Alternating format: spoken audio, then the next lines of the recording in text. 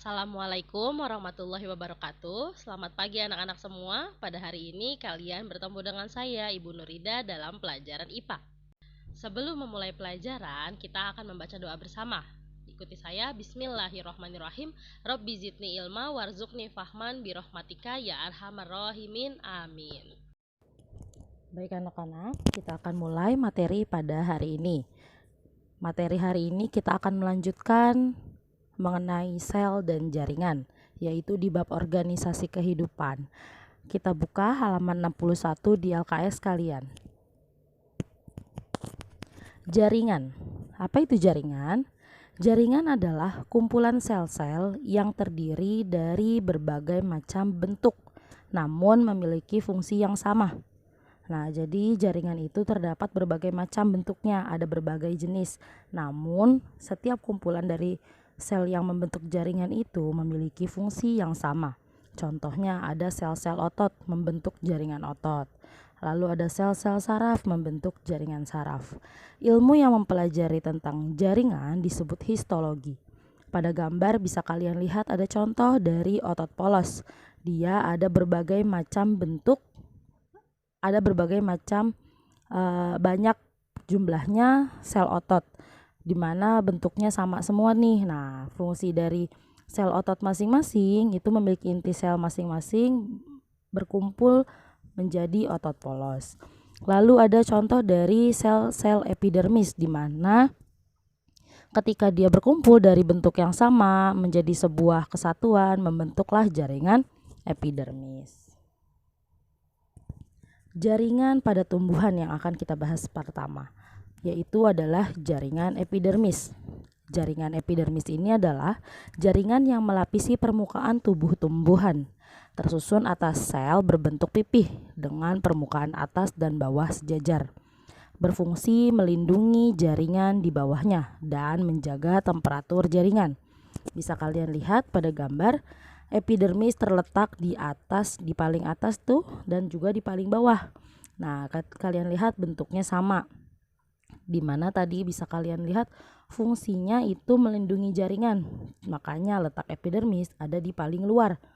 Nah, bisa di gambar ini epidermis yang paling atas disebut epidermis atas, yang bawah disebut epidermis bawah.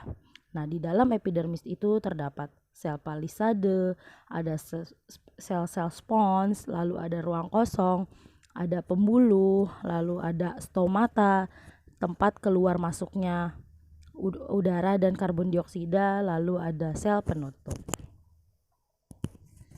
Lalu yang kedua ada jaringan meristem. Jaringan meristem ini tersusun atas sel-sel yang selalu membelah. Maksudnya selalu membelah adalah dia bisa berkembang. Namanya juga tumbuhan ya. Tumbuhan itu dari yang awalnya hanya biji, lalu akarnya mulai tumbuh, lalu mulai muncul daun kecil hingga tumbuhan besar. Itu sel-sel yang ada di dalamnya yang tadinya satu bisa membelah diri sehingga bisa menjadi banyak dan tumbuhan menjadi tumbuh dan berkembang. Pada gambar terdapat gambar jaringan meristem. Yang paling atas itu seperti kuncup ada tunas apikal terdiri atas meristem apikal. Lalu ada kambium vaskuler, ada kambium atau meristem lateral di panah yang ketiga, lalu ada meristem yang akan membentuk akar, itu bentuknya titik berwarna emas. Lalu ada akar lateral, ada juga meristem apikal akar, dan juga rambut akar yang di paling bawah. Selanjutnya, jaringan pengangkutan. Jaringan pengangkutan ini terdiri atas pembuluh yang mengangkut air dan juga zat-zat makanan. Jadi, seperti halnya manusia, di dalam tubuhnya terdapat darah yang mengalir dari kepala hingga kaki, lalu dari seluruh tubuh ke jantung, ataupun sebaliknya dari jantung ke seluruh tubuh. Begitu juga dengan tumbuhan. Nah, terdapat jaringan pengangkut di dalam tumbuhan yang dibagi menjadi dua macam. Yang pertama ada jaringan silem atau pembuluh kayu. Jaringan ini terdiri dari pembuluh silem dan traket silem. Fungsi dari jaringan silem mengangkut air dan garam-garam mineral dari akar ke daun. Jadi biasanya kita menyiram itu kan dari akar nih. Nah, itu air diserap oleh akar, lalu garam-garam mineral yang ada dari dalam tanah itu diangkut dari akar menuju ke daun. Lalu ada juga yang kedua, jaringan kedua dari jaringan pengangkutan adalah jaringan floem atau pembuluh tapis.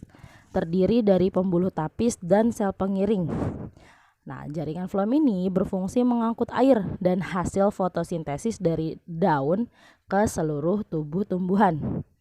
Nah, kalau silem tadi itu membantu menyerap untuk bekerjanya fotosintesis, kalau jaringan floem membantu hasil fotosintesis yang ada dialirkan ke seluruh tumbuhan. Bisa kalian lihat pada gambar. Jaringan pengangkut tumbuhan di sebelah kiri ada jaringan silem dan floem yang ada di sebelah kanan. Nah, lalu cara kerja silem itu mengarah hanya pada satu arah. Lalu terdapat air dan mineral di dalamnya. Lalu sel tidak memiliki dinding pembatas, jadi dia nggak punya dinding sel. Lalu dinding tebal kaku mengandung lignin yang membantu pelebaran pada tumbuhan. Lalu ada floem di sebelahnya, dia mengalir dengan dua arah karena tadi fungsinya itu mengalirkan ke seluruh tumbuhan. Lalu terdapat air dan juga makanan yang mampu membantu pertumbuhan dari tanaman. Lalu sel memiliki dinding pembatas yang berpori, membantu saat berjalannya menyaring air dan makanan saat sedang dialirkan ke seluruh tanaman. Ternyata terdapat pembeda dari silem dan floem. Kalau silem mengangkut air dan unsur hara dari akar ke daun, floem mengangkut hasil fotosintesis dari daun ke seluruh tumbuhan, dan juga ada penyusunnya. Silem itu tersusun atas trakea, trakeit, serabut, dan sklerate. Sementara floem tersusun atas sel lapis, sel pengiring, dan juga parenkim floem. Yang keempat ada jaringan penyokong. Jaringan penyokong ini berfungsi untuk menunjang berdirinya tumbuhan. Jaringan ini dibagi menjadi dua, yaitu ada kolenkim dan sklerenkim. Kolenkim ada di daun, mengalami penebalan dari zat selulosa. Sementara sklerenkim terdapat di batang dan juga tulang daun, mengalami penebalan karena bantuan dari zat lignin. Bisa kalian lihat di gambar, kolenkim bentuknya itu lebih kuat. Dia memiliki dinding sel lebih padat, lebih tegak. Sementara sklerenkim agak tidak teratur. Kolenkim ini adalah sel yang mengalami penebalan selulosa. Jaringan yang berperan sebagai jaringan penguat khususnya organ-organ tumbuh yang aktif mengadakan pertumbuhan dan perkembangan. Nah, jadi ini yang kolenkim ini yang membantu pertumbuhan sehingga menguatkan tanaman bisa berdiri dengan tegak. Nah, struktur dari kolenkim ini hampir sama dengan parenkim. Fungsinya penguat tumbuhan muda dan herba. Selnya bulat karena penebalan selulosa pada dindingnya.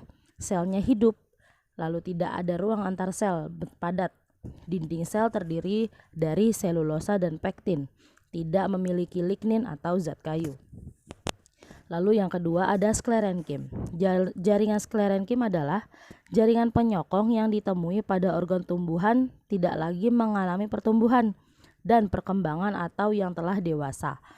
Nah, sklerenkim ini jaringan penyokongnya keras, dindingnya tebal, keras dan memiliki noktah yang berwarna oranye di jaringan tersebut. Tersusun dari sel mati, tidak terdapat ruang antar sel. Dinding sel mengandung selulosa dan lignin. Jadi biasanya kalau kolenkim ini terdapat pada tumbuhan muda, kalau sklerenkim ini ada pada tumbuhan tua yang sudah tidak bertumbuh lagi. Yang kelima ada jaringan parenkim atau dasar. Jaringan parenkim ini merupakan jaringan dasar yang ada di antara jaringan-jaringan lainnya. Jadi letaknya itu ada di dalam. Dari sudah terlapis epidermis atas bawah, nah dia adanya di dalam. Jaringan parenkim ini berfungsi sebagai tempat menyimpan makanan dan tempat berlangsungnya fotosintesis.